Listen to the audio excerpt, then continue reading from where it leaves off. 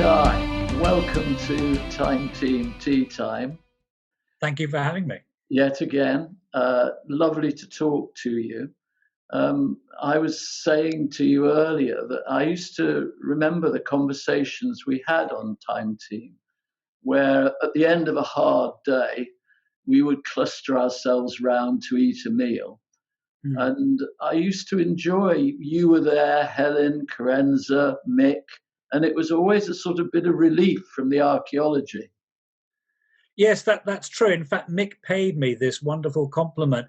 He said, "I like talking to you, Guy. Everyone else wants to talk to me about archaeology, but you talk about other things."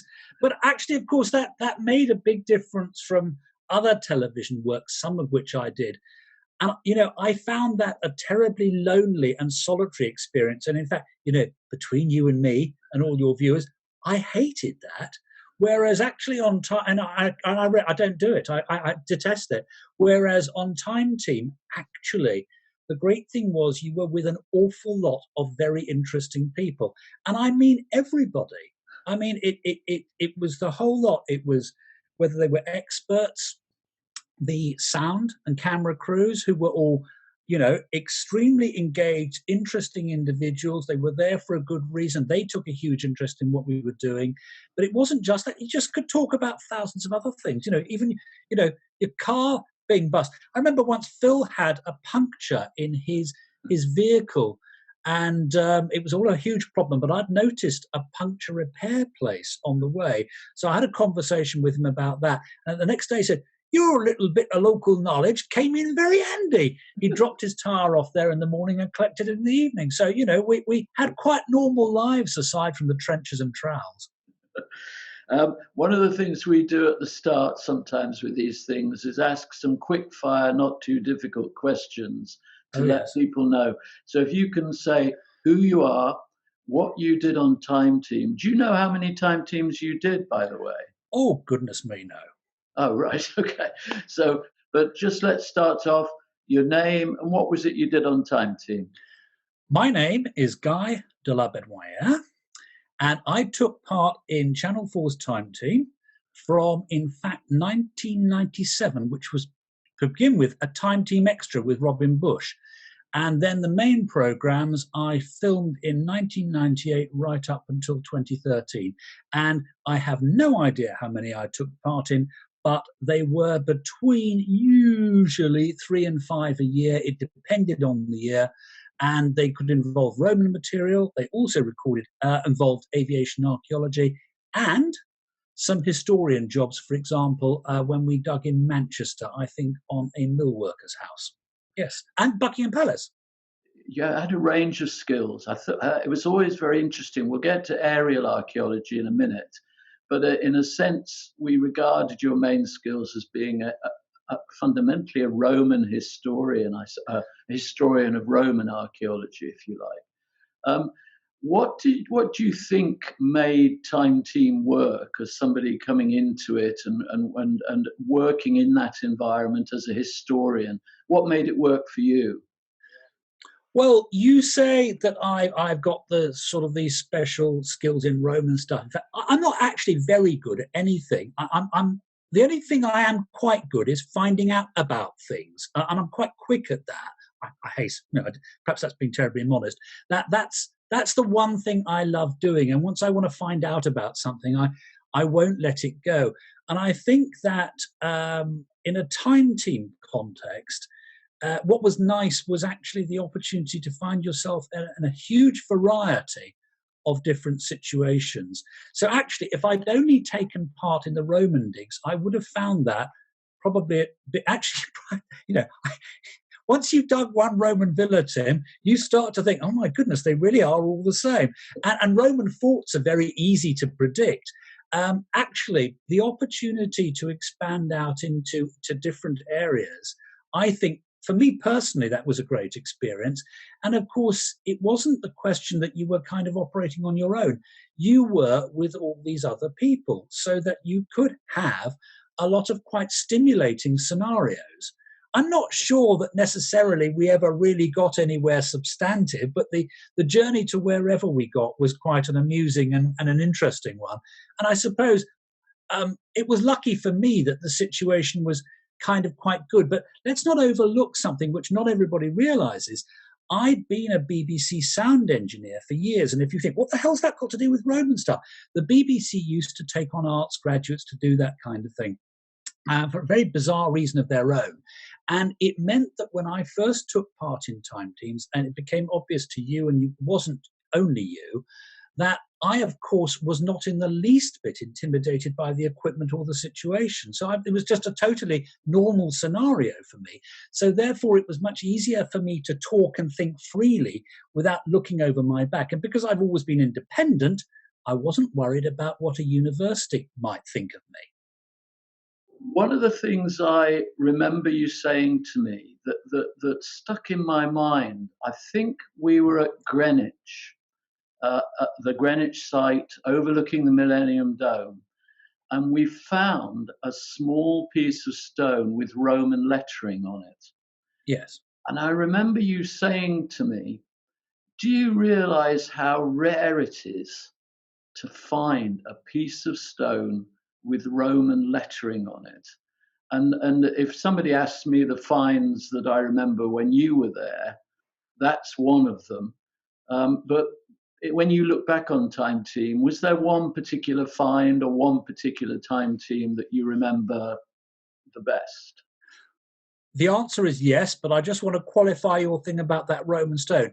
It was very unusual in southern Britain to find that. Now, there's a whole backstory to that and why it was there, which I could talk about quite separately, and you can ask me about that later because I've got a theory about that. But because there's also the weirdo coins that were there too. That's we'll come back to that. Straight answer, it was the Spitfire.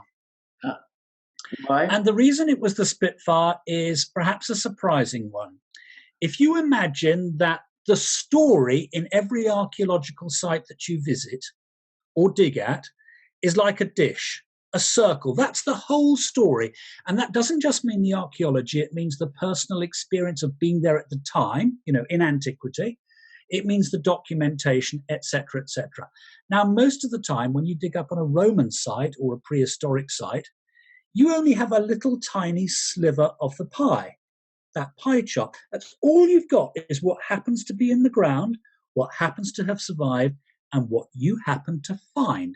And archaeologists have a tendency to obliterate any consciousness of the rest of it from their minds, and so they extrapolate from that sliver a whole story, which frankly, you and I know both perfectly well, could be absolute nonsense. Now, with the Spitfire, we had everything. We had the artifact, the Spitfire itself. We also had the documentation. We had the eyewitnesses. We even had dear old Alan Wright, an ace from 92 Squadron, who had actually flown that machine when it was new to the squadron and had his logbook to prove it. The other one I remember you were there for was the burial where we had someone buried, a Roman, I think it was, aligned east-west. You mean Ancaster? Ancaster. There was something about the ability to see a Roman letter in stone and kind of run your fingers along the letters. And the one I remember with you there was Viridius inscription. Yes. Why was that? To me, that was extraordinary. Why? What did you think about that? When you deal with the Roman period, there are quite a lot of historical sources, like Tacitus or Suetonius. And when you read those, they've reached us only because they've been transmitted through loads of copies right up through the medieval period and then into print and now. When we picked up that stone out of that grave, and we were able to read the letters, the transmission between the Romans and us was direct and immediate, and somehow you bridged that 1600 years actually since that happened, and it's an incredible sensation. I mean, I a number of years ago unravelled a very cryptic legend on a Roman coin which was issued by a rebel emperor called Carausius, In fact, I hadn't done anything particularly clever. What he'd done was reduce a quotation from Virgil's Aeneid, Eclogues. He'd reduced that to initials as one of his political slogans, but nobody had realized what it was. And I happened to realize it, but anybody else could have found it if they'd looked in the right place. But I still remember, Tim, the electricity shooting down my spine that I was the first person in 17 centuries to realize what it meant. And, that is incredible. And so, a priceless experience. And one of the things I liked about that was the fact that here we had someone who was essentially buried in a Christian alignment, but his head was deliberately turned to, presumably, his Roman god. Yes, and Viridios is unknown anywhere else apart from at Ancaster. And there are 2 inscriptions from there. In fact, we had the other one was brought to the site from the museum. So it was incredible to find another one. And if you remember, that grave was right next to the medieval church. And it is almost certainly the case, because the other inscription was found in the churchyard, that it's a classic example of Christianity parking itself on top of a pagan religious center in order to appropriate the location. And, both those inscriptions are there to be seen to this day in Lincoln's museum, the collection. Very rare, I have to say, among Time Team finds that they are, in fact, out on display in a museum case. So you can go and see them. In fact, I only looked at them about 3 weeks ago. Lovely. Another quick fire question. Yep. I'm going to give you Time Team, all the guys you want, any technology you want, any experts you want, any diggers you want, any modern equipment you want, and you can take them to a site of your choosing, your fantasy site, anywhere you like. Where would you think of taking them? Where would you like to take them? There's so many answers, and I'm going to come up with this one. 18 years ago, I found a tuppence of Elizabeth I in my back garden. I would like to know why that was there and why this peculiar house I live in has so many strange different aspects of building. And I don't understand why the site protrudes out into fields. So you could come here and you could dig this place up and tell me why this weirdo plot of land is the shape it is and why it has the buildings it has on it and why that tuppence was there. Wonderful. I shall put that on our list of fantasy digs. Guy's house. Yes. You mentioned going back to Greenwich. You mentioned weirdo coins, and that the location of Greenwich was spectacular because we were up on a hill. We were with the guys from Molas, who were great, very supportive, looking down onto that Millennium Dome. What was it that was so strange, do you think, about that site? The way the Romans worked, this almost sounds boringly statistical. The Romans are terribly predictable in the sense that most sites fit a pattern. The coin loss fits a pattern. The pottery loss fits a pattern. It varies between the dates in the Roman period, but otherwise it's pretty predictable. I mean, I remember when we went to that Drumland Rig. Do you remember the Roman fort there? Well, I mean, it was, once you knew the outline of the fort, you could say where all the buildings were, and that's where they were. And anyway, to get back to Greenwich, it was all wrong. For a start, there were practically no structural remains. Now, okay, those could have been cleared away. The coins, they were all large, flan, unusual, better preserved ones. They did not fit anything like a normal coin loss pattern at all. The inscriptions that had already been found on the site, yes, we found one, but there were already fragments of several found there, and those were all on different types of stone. We were very close to where I think Nicholas Hawksmoor had his house. A lot of big and famous people in the 17th, 18th century lived near thereabouts. I have a very strong suspicion that what we were digging was a location that may well have had Roman origins, but had been turned into a kind of collector's folly depository in early modern times. Because otherwise it makes no sense. Everything else about it was wrong. One of the things that I was constantly happy to have you there for was that when we were on Roman sites, we would often get Samian ware.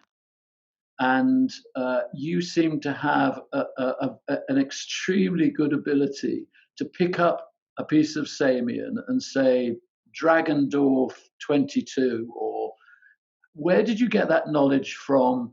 How many pieces have you had to look at to be certain about that? And why does it seem to be such an accurate way of locating dates and various other things? Well, I got it from books. It's the first and most obvious answer. But actually, just hold right there.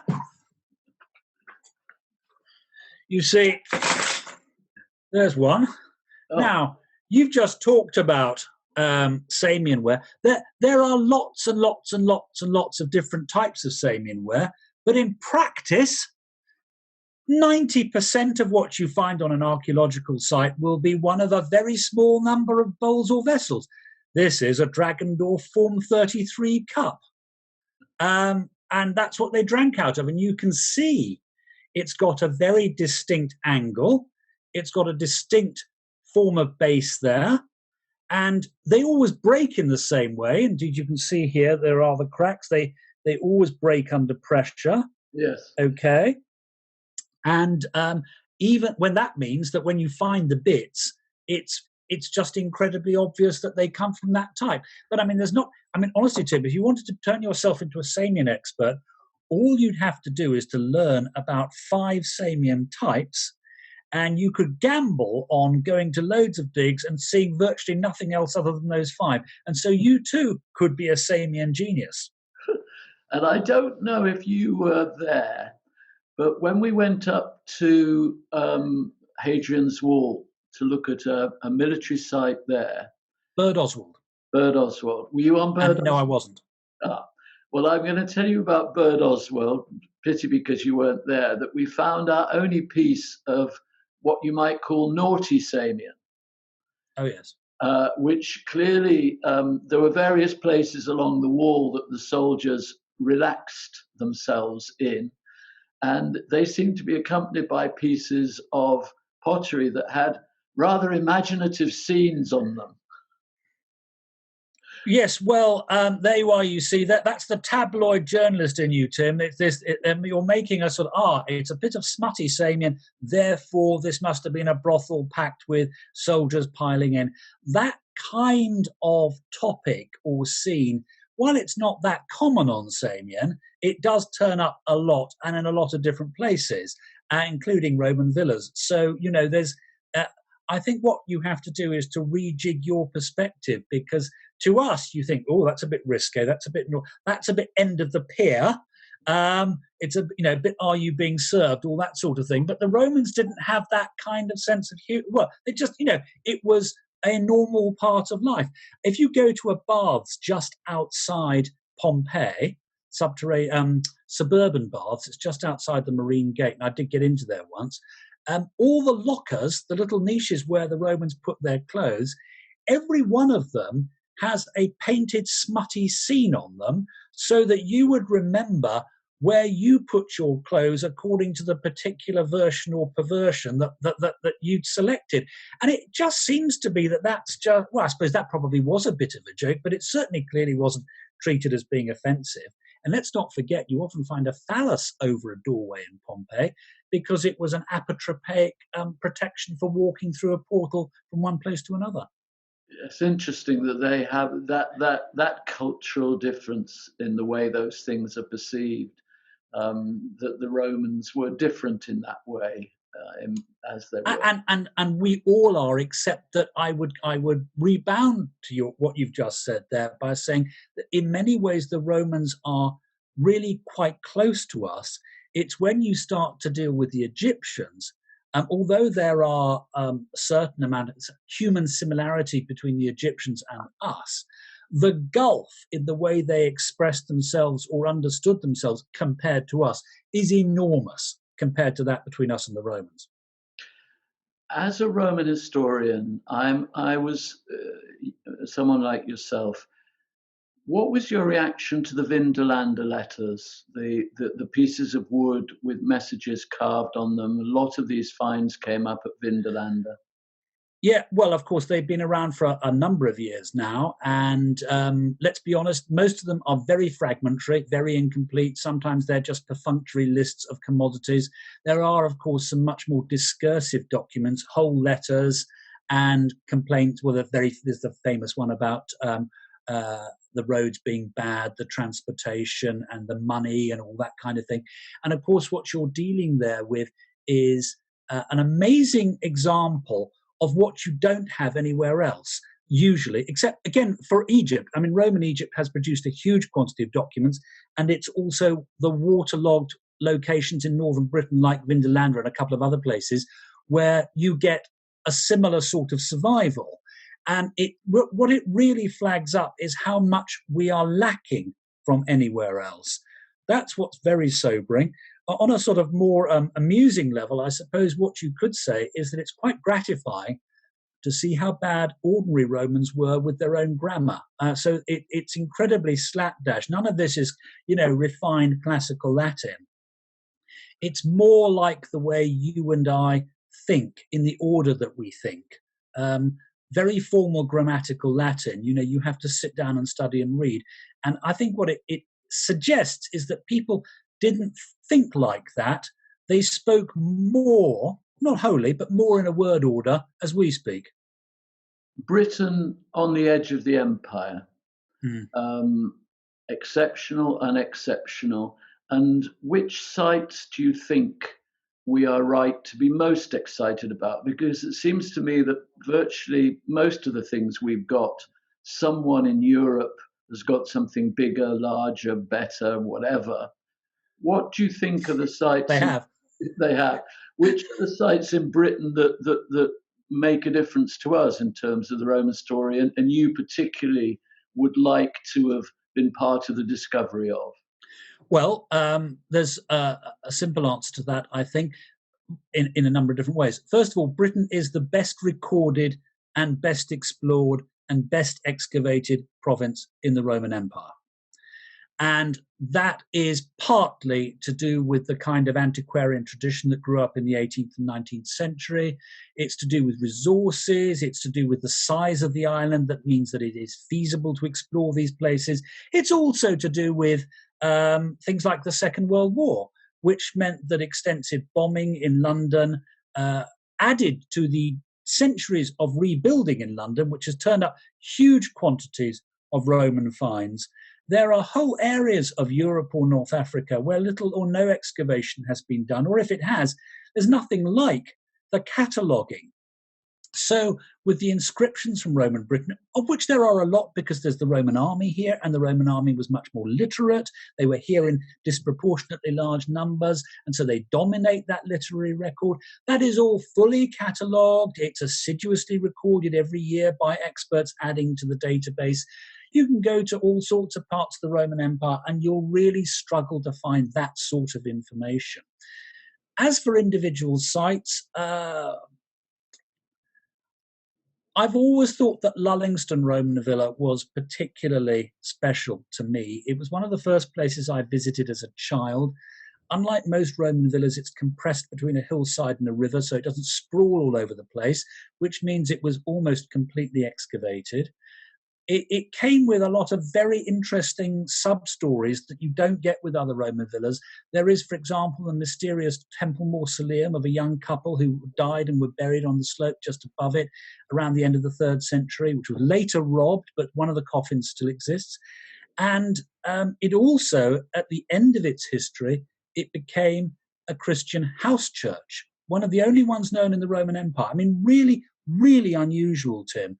And remarkably, in the Saxon period, long after the villa had collapsed and been buried by a hill fall, a little Saxon church was built on the slope, and it survived until the 18th century. And why was it there?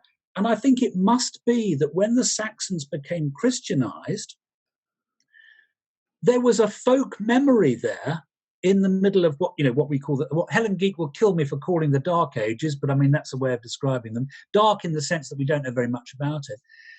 It seems to me likely that a Christian community remembered that this had once been sacred, and they built their church there. And that's right up till the 18th century that the ruins of that church were still visible.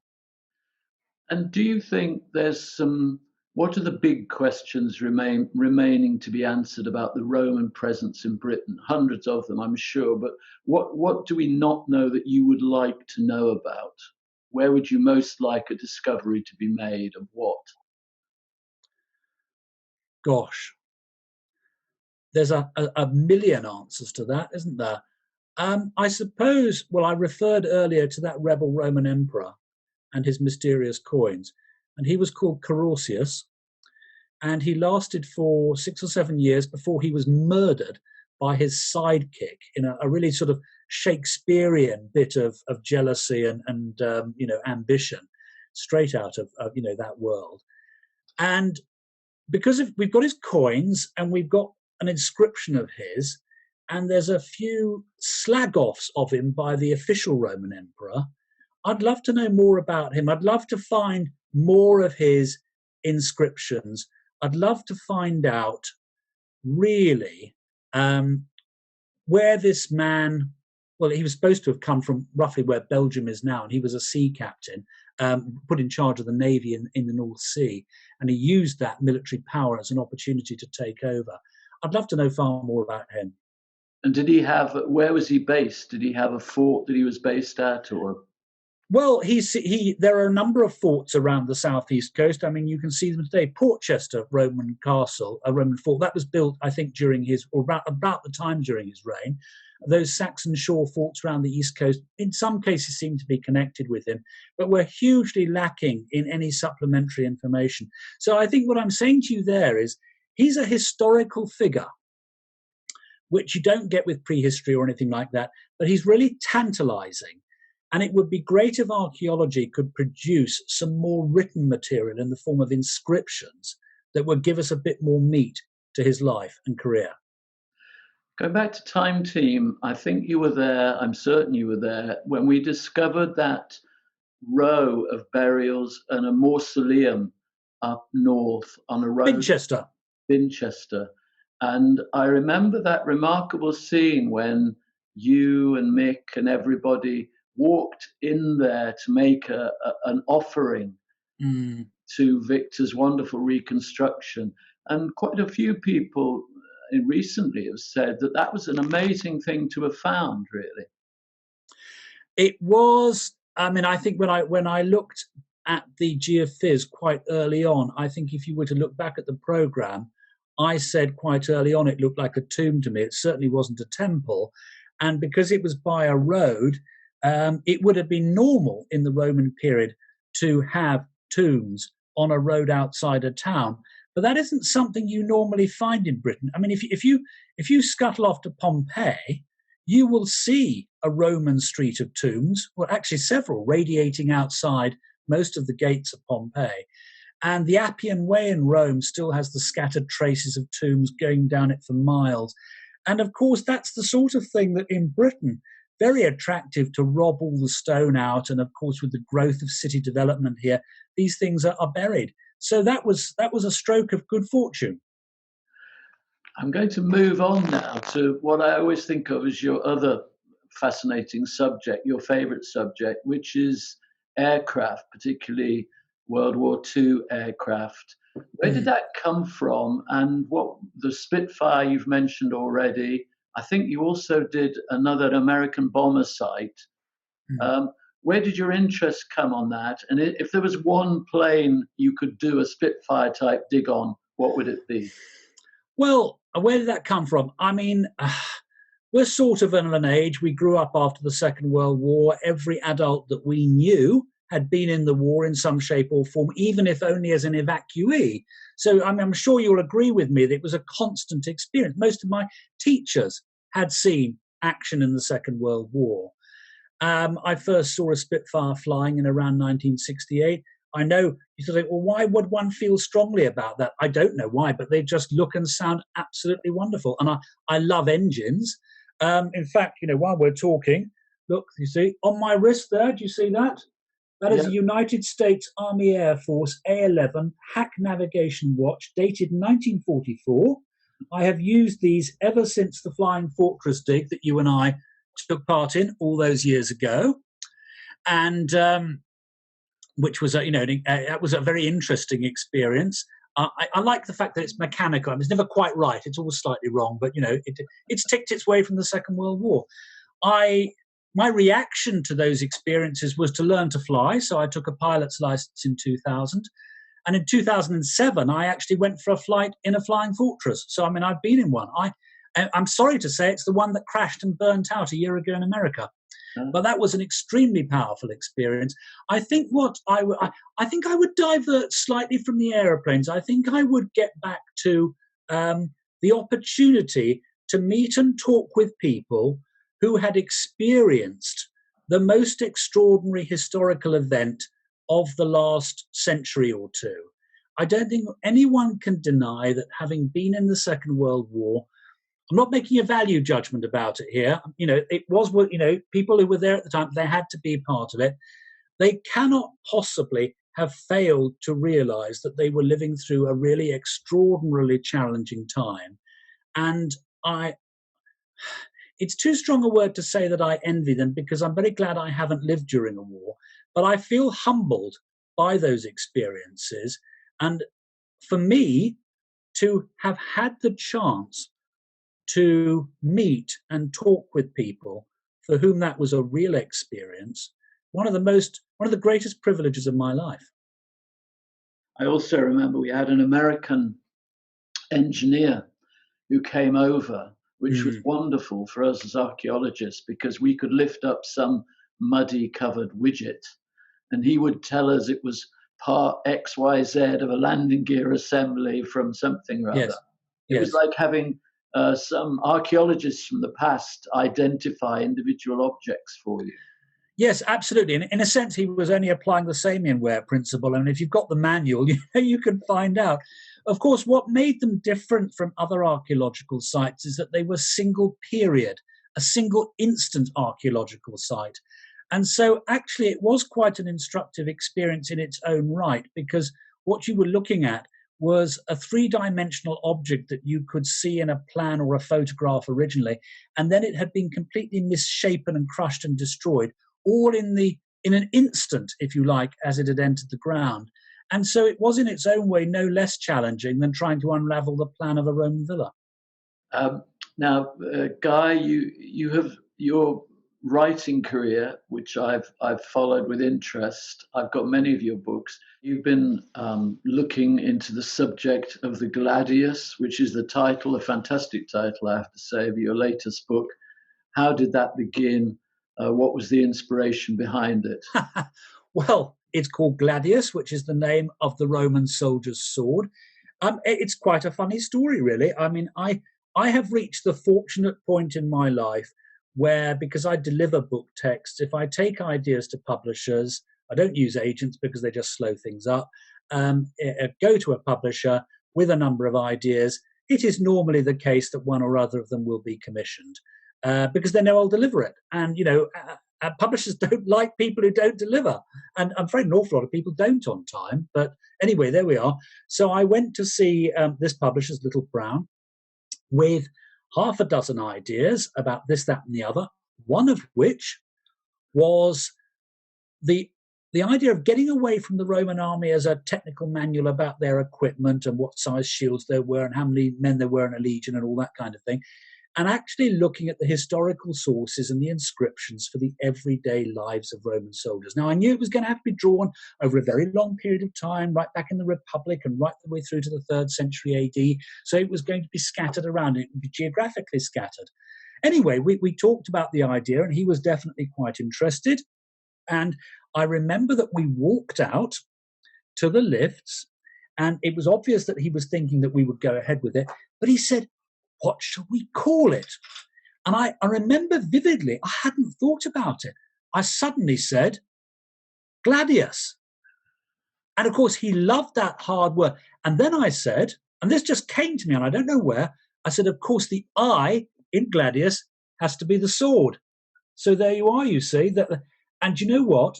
Here's a tip for a budding writer. I'd sold it to him in the space of that 30 seconds with the word and the sword, because he could see that it would look great. And indeed it does. I didn't design the cover. All credit to the artist who came up with this. I think it's the best looking cover imaginable. I would say that whoever book it was, I just think that's amazing. And I'm so glad that I thought of the sword being in the Gladius. There we are. I occasionally watch a program called Forged in Fire. Yeah. In which people actually make various weapons. And one of the weapons they made was a Gladius. Oh, yes. And am I right in thinking that that was the sword, the weapon that sort of took the Roman legions through hundreds of years of history? They refined it and defined it. And what was it that works so well about it? Is that? Well, it's called the Gladius Hispaniensis. It's a relatively short sword, so it's for close-up thrusting. I mean, let's not overlook the fact this is sheer, bloody, utterly visceral Game of Thrones, Spartacus-type violence, for which people seem to have an extraordinary fascination these days. There's any one, loads of television series about a dramatized series about this kind of violence. So it's really, really unpleasant. So let's not overlook that fact. But the funny thing is that if you look at how the soldiers referred to them, they had slang terms for them like an iron, a ferrum, and you realise that what you're actually looking at is their slang terminology, like the Americans in movies have for guns. So it's the Roman equivalent of heaters and rods and things like that. And that's what they called their swords. They didn't go around calling it a Gladius Hispaniensis. And have you actually held one, Guy, or seen a wonderful example of one? I did once come across a Gladius's bone handle, but I gave that to a Roman army expert called Graham Webster, who was my first editor when I wrote books. I thought he should have it, not me, and his widow still has it. I have got a reproduction one, but that's in a cupboard. And of all the Roman objects that you've come across in Teatime and in your long experience in Roman history and archaeology, which object sticks in your mind the most? Which would be the one you'd like us to bury you with, clutching your hand around it? Do you know what? I couldn't answer that. I would hate the thought of anything being buried again. I'm actually going to answer the question differently, Tim. You used to be a teacher. And so did I. And I found that when I taught, that sort of thing was extraordinarily valuable because it could transport sometimes the most indifferent child or young adult to a new level. And I'm going to show you this. I taught Roman history as part of an A-level course a number of years ago, and it was all about the early imperial period. And, these were A-level students, and some of them were interested and some of them were not. But we were sitting in a sleepy classroom in Lincolnshire in the 21st century, and I would show them this, which is a denarius. There you are, you can see it. On one side is the head of Mark Antony, and on the other side is the head of Octavian, the future Augustus. This little silver coin was struck by Antony and Octavian's travelling mint with their army about 42 BC after the assassination of Julius Caesar, while they were in search of the Tyrannicides, who they were going to defeat. That's Brutus and Cassius, who they were going to defeat at the Battle of Philippi. And thereafter, this unholy alliance of these two men would fall apart over Cleopatra, and Octavian would defeat them at the Battle of Actium. And then this coin here is Octavian, the young Augustus, he's not yet called Augustus, struck in 30 BC in Rome, hastily. You can see why it's spread like that. This is to get his name and image out. I am the victor. He is now about to become the first emperor in Roman history. Now, you put yourself in the mind of a school child, a student, and you're having to look at this stuff in dry and dusty books, and you can hold something that was there. It was part of it. Those were paid to Roman soldiers at the time. They were, all right, they're inanimate, but they're inanimate witnesses to an extraordinary period of time in history that would change the world forever, for good or ill, because Augustus becoming the first emperor, it was going to define the first 400 or 500 years of what we call the Christian era and set in stone all sorts of things that lead right up to our own time. And these two little bits of silver were there. Yeah, you can't, frankly, Tim, you can't beat that. Guy, that's been absolutely wonderful. Thank you very, very much. Guy, what are you currently, where is archaeology, history, your research is heading you now towards? Well, we've talked a lot about the Romans, Tim, and I go through periods of being absolutely sick to death of the Romans, and I'm going through one of those periods now. What a lot of people don't realise is that when I was at university, I took Egyptology as a subsidiary, and I was offered the opportunity to change to Egyptology single honours. Now, I didn't take that opportunity. If I had, my life would have been very different. Right now, I'm working on Egypt. It's a long-term project, which I hope will come to fruition in 2 years. I'm not talking about anything particularly esoteric. It'll be aimed at the wider general history market. But it's an absolutely, utterly fascinating experience, not least because of having to look at the hieroglyphs. And I've just got to tell you this. If you read books about Egyptians, you'll see references to overseers and stewards. And you look them up, and they're actually the same word in Egyptian, and it's imihra. And it just means the man who is in the mouth of, square brackets, his underlings. In other words, the bloke who's in your face. And that, so we translate it into these English words. And if you look at the Egyptian, it isn't, it isn't that at all. And likewise, the word for a king, it's nuswu.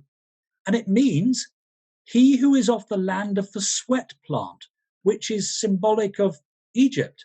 It's like calling the English king he who is of the land of the oak tree. And you realize that you're looking at a completely different form of expression. And you don't get that usually from the books. Anyway, that's just a by the by. The book is not about that, but it's the sort of fascinating learning process. I'm really enjoying it because it's different. I'd like you to pick one time team, Guy, that you remember back in the day as the one that you were most proud of, or you enjoyed most, or achieved the most from your point of view. I suppose if I took Ancaster, because we moved up here only a year before, and I realised it was a wonderful site, and I suggested it to Time Team, and duly 16 months later, everybody turned up, and so there you all were, just down the road from where I lived, which was good because it meant I didn't have to suffer the hotel. I could just go back home in the evening. But that, of course, is where the Viridios inscription came up. Now, I know that it was an archaeologically wonderful moment, but I also know that in television terms, it made fantastic TV that it came out at the end of the third day. And I like the fact that it's still on show in Lincoln Museum. So, that's always going to be there. And I think there's a very good recommendation. Hopefully, when we all get back into a normal life, we'll go and visit places like Lincoln Museum, which have got some of these things in them. Yeah, absolutely. I mean, these things are, I don't have a particularly precious attitude towards museums. I don't think everything should be in museums. I think it's important that other people get to handle things. I think particularly children and students, I think that's really valuable. I think that, like my watch, this Second World Watch, I've seen one in a museum. It's just sitting there dead. I wind it up every morning. I use it all the time. This is part of my life, but it also is from the Second World War. So, I think it's really good to see things in museums, but also see things in everyday life as well around us. Because, in the end, we're all just part of this story. We're not separate from the past, Tim. Let me just tell you one really interesting, but I've got to tell you this. You'll love this. Edward III had so many children that it is possible that it is possible to trace their descendants right into the 16th century, by which time there were so many of them. Durham University has been able to do the mathematics to demonstrate that if you were born in this country after 1947 and are of indigenous origin or largely indigenous origin, you have a 99.5% chance that one of your ancestors is descended from Edward III. Now, that's a reminder that we all belong to the past, and the past belongs to all of us. That, I think, is a very good note to end on, Guy. Thank you very much indeed for Thank you, Tim. spending time with us. It's been a great pleasure. I feel like I've gone back to those times at the end of a time team dig when we'd be sat around a table and chatting, Yes. of which you were a great part of. So thank you for that, and best wishes with the Egyptians. And you might find a dig for us at some point to head out to. But I wish you a lot of luck with Gladius, your latest book, and with the next stage of what you're doing. Thanks very much, Tim. It's been a pleasure to take part. Enjoyed it, and hopefully I'll see you again before too long.